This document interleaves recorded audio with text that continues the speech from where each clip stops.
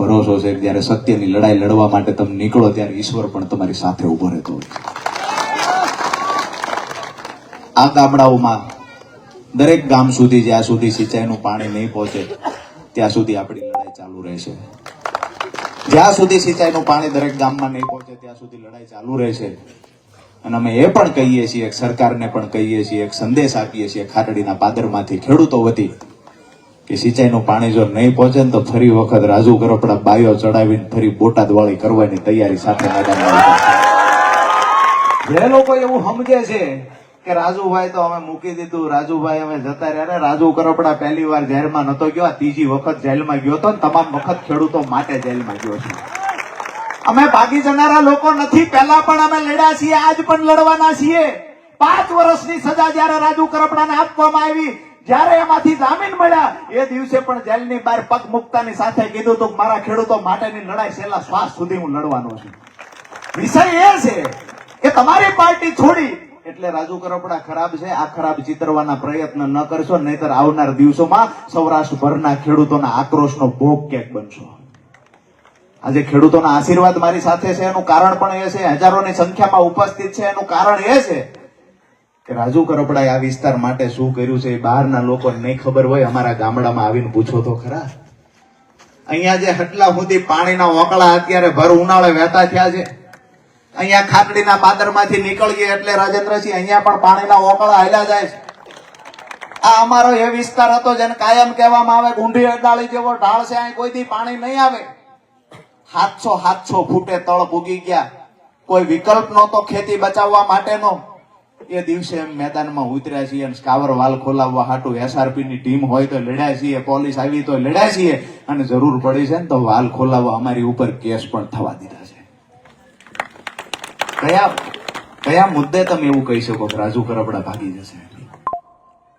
જેને જેને પરિચય નથી એને કહીએ છીએ કે અમારા વિસ્તારમાં આવીને ખેડૂતોને એક વખત પૂછી લેજો. અમે કોઈ બસો મૂકીને ભીડ કરનારા લોકો નથી, ગાડીઓ મૂકીને ભીડ કરનારા લોકો નથી, કોઈ લાલચ આપીને ભીડ કરનારા લોકો નથી, કાર્યકર્તાઓને ટાર્ગેટ આપીને અમે ભીડ કરનારા લોકો નથી. આ સ્વયંભૂ ખેડૂતો નીકળી પડ્યા છે અને એ ખેડૂતોના સંગઠનની તાકાત બતાવવા માટે આજે ઉપસ્થિત થયા છે. આવનાર દિવસોમાં જ્યાં જ્યાં પણ સભાનું આયોજન થશે ત્યાં ખેડૂતો એની તાકાત બતાવશે અને આવી જ રીતે ખુલ્લા મંચ પર આપણે પૂછીશું કે આવનાર દિવસોમાં આપણે શું કરવું જોઈએ. બોલવું છે કાંઈ તમારે?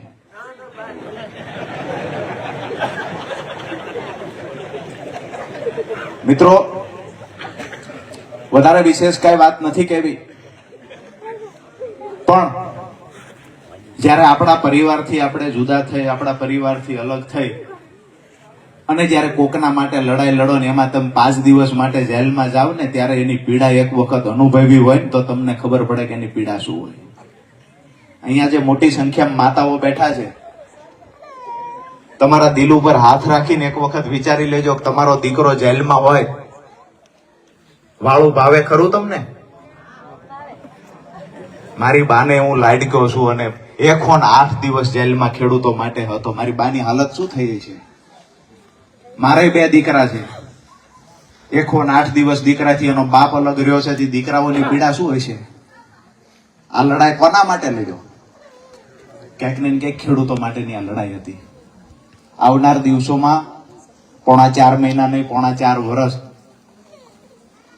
ખાટડી ગામના આંગણેથી કહીએ છીએ 4.5 વર્ષ સુધી જેલમાં રહેવું પડે તો તૈયારી છે, પણ મારો ખેડૂત એક દિવસ જેલમાં જાય ની કોહાતી વાત રાજુ કરપડાની છે.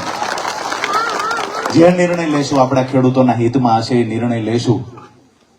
જ્યારે પણ ચર્ચા થશે ત્યારે રાજુ કરપડાને ટિકિટ આપશો કે રાજુ કરપડાને બીજું આપશો એ કોઈ ચર્ચા નથી. જાહેર મંચ પરથી કહું છું કે અમારા ખેડૂતોના પ્રશ્ન સોલ્વ થશે તો ભાજપ સાથે સોલ્વ નહીં થાય તો મજબૂત પ્લેટફોર્મ કોંગ્રેસ આપે તો એની સાથે રહીને લડીશું. એ કઈને પણ ખેડૂતો માટે અવાજ ઉઠાવવાની તાકાત નહીં હોય તો અમારા સંગઠનને સાથે રાખીને આખા સૌરાષ્ટ્રમાં લડાઈ ઊભી કરશું. અને આ લડાઈ ઊભી કરવા માટે થઈ 2 હાથ ઊંચા કરીને તમારે સમર્થન આપવાનું છે કે રાજુ કરપડા જે પણ નિર્ણય લેશે આગામી દિવસોમાં ખેડૂતના હિતમાં નિર્ણય હશે અને જ્યાં પણ જરૂર પડશે ત્યાં અમારા પરિવાર સાથે રાજુ કરપડાની ભેળા ઉભા રહીશું. આ 2 હાથ ઊંચા કરીને તમારે મને ખાતરી આપવાની, તમામ લોકો સાથે છો, માતાઓ બહેનો પણ સાથે છો.